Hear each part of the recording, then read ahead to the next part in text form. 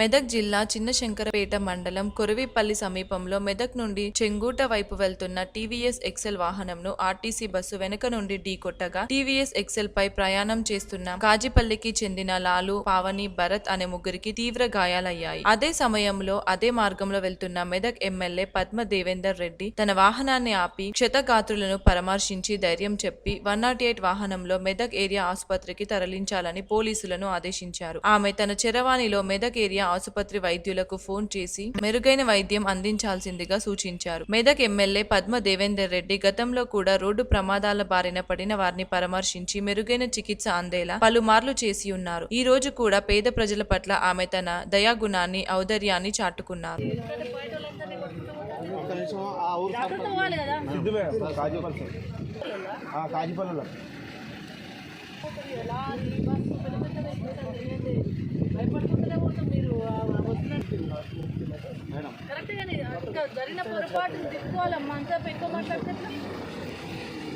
బాబు MLA గారు వచ్చారు.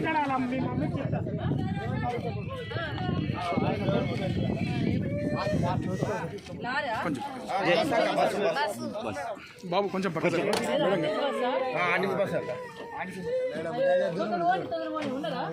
First aid చేస్తున్నా తీసుకుపోతుండ్రు.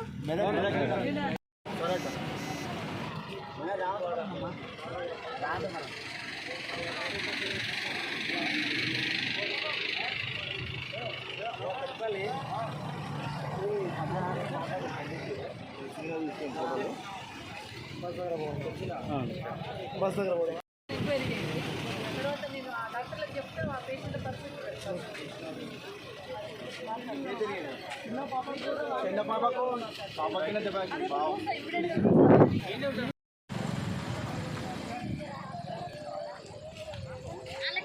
దిగండి అన్న, ఏమైంది? ఎందుకు తీస్తున్నారు? డోర్ వేయండి. వీళ్ళ ప్రాబ్లం వీళ్ళకుంటే మీరు ఫోటోలు